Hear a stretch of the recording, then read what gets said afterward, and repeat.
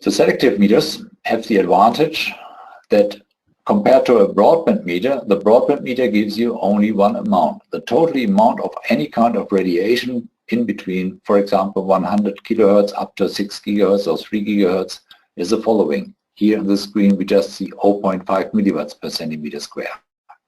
It doesn't tell you who it is. It doesn't tell you, is it FM radio, is it the radar equipment, is it mobile phone? This is something the broadband meter cannot tell you. It just gives you the total amount, which is many times also enough. If you are now above a certain level, then maybe you have to take into account who it is. If you need to know who it is, you need a little bit bigger device, so-called a selective radiation meter. It's called SRM. The SRM is scanning over the entire frequency range, for example, between 9 kilohertz up to 6 gigahertz, and can tell you FM radio is the following amount, TV is this amount, and so on. And it also has the capability to make the extrapolation. Remember, why is extrapolation so important? When you take a measurement of a mobile phone station at 3 o'clock in the morning in an industrial area, there will be no traffic. So that means the transmitted power is very little. On the other side, if you take the measurement at New Year's Eve, there will be a lot of communication because everybody wants to say Happy New Year to its family. So the best time to take a measurement is New Year's Eve. But I believe you all agree during New Year's Eve you want to celebrate and not take measurements. So it would be nice to have a measurement method which is independent from the time when you take the measurement. And this is exactly what we do with extrapolation. So you measure at any time and you extrapolate to the maximum power of the base station. This can be only done with the SRM because he can also go into the protocols of LTE and UMTS signals. So with the SRM you have the possibility to indicate who it is, and what you can also do is not only going into the spectrum analysis, but you can also set up tables with service into the instrument. So for example, 87.5 megahertz to 108 megahertz belongs to FM radio.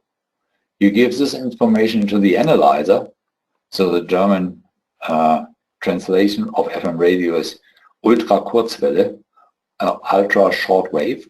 So this is FM radio. You give it into the analyzer and he is measuring automatically between 87.5 megahertz to 108 megahertz, and he is telling you, oh, the radiation here is very little, it's 0.00002% of standard.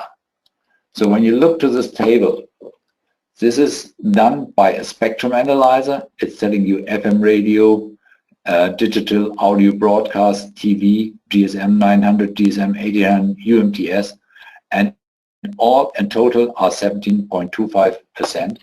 So finally, this is a complete report of your site expressed already in percent of standard according, in this case, IGNIP General Public or RS3 in Australia, whatever you like, standard. And the report is ready within, in this case, 802 milliseconds. So the SRM has the capability to show all the results in spectrum analysis, but it also has the capabilities to do a full report within some milliseconds. So in this report, you can show directly to customers. It doesn't tell you anymore hydrogen carbonate, it tells you FM radio, something which people know, and it tells you directly not 354 milligrams per milliliter squared, it tells you 0.0002% of standard. For sure, SRM can also measure in milliwatts per centimeter square and dBm and all those units. But this here, I believe, is the most perfect view to show results even to people who are scared about electromagnetic field and don't have much background information. So you just take a screenshot or you store the result and your report is nearly ready. So the function overview over SRM 3006 normally starts with spectrum analysis, because many times the spectrum analysis is running in the background, And you can even show, look, those peaks here, around 700 megahertz, this one here is exceeding the limit value. You can make this purple line into the screen and you will see this one here is exceeding the limit value. So the spectrum analysis or the spectrum view is always perfect for finding out where is a problem. But this is something for the specialists. You can also ask for a so-called peak table, who is the highest transmitter inside of the spectrum, and it's sorting automatically the peaks inside of the spectrum by the highest value. Here, my favorite one, the safety evaluation, talking directly into service. Here, for example, we have a service table talking about the mobile operators here in Germany, E+, O2, Vodafone, T-Mobile.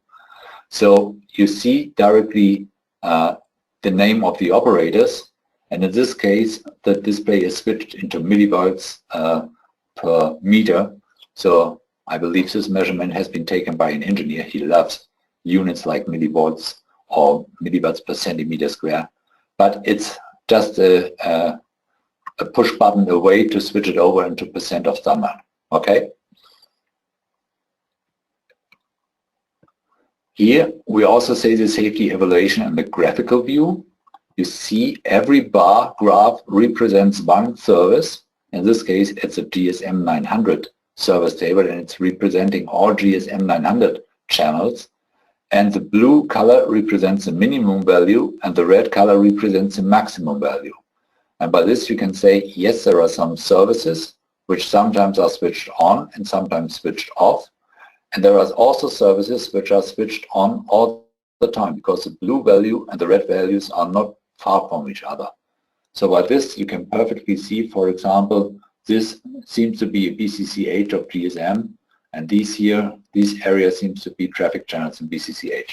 So with a little bit knowledge of the background of communication channel, those tables can give you a very quick indication who is on air or who is not on air, which channels are free, which channels are occupied.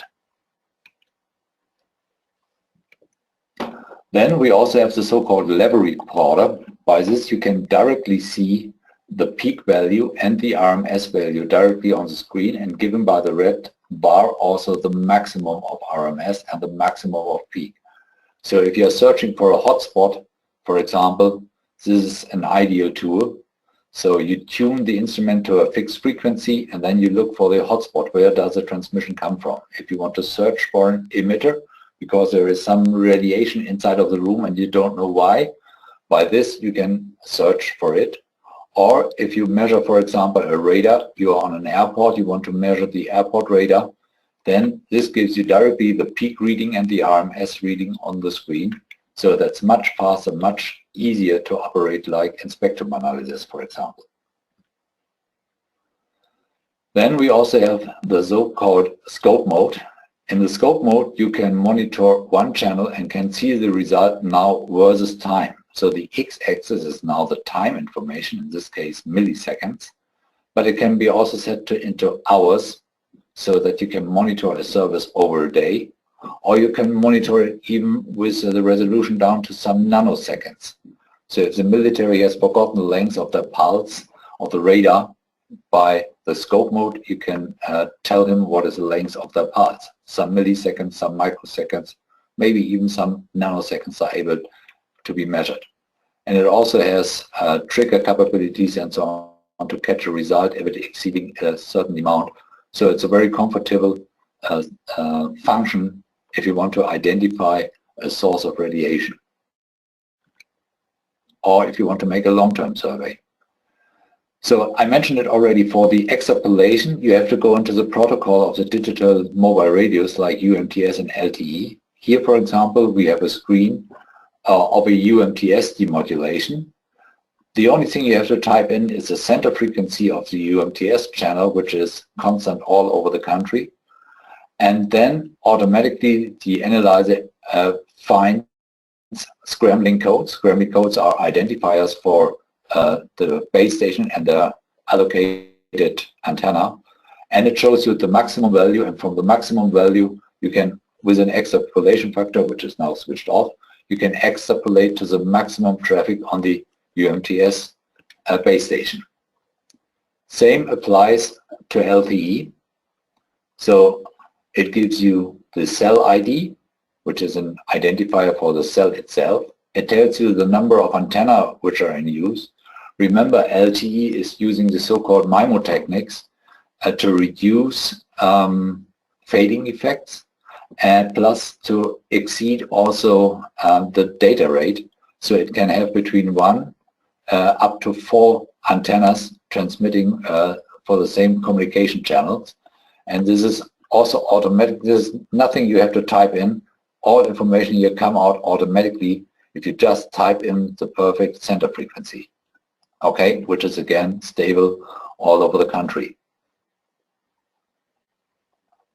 Here the extrapolation factor is switched on, so it seems to be a 20 megahertz system. And with this extrapolation factor, you will go to the total value of the base station.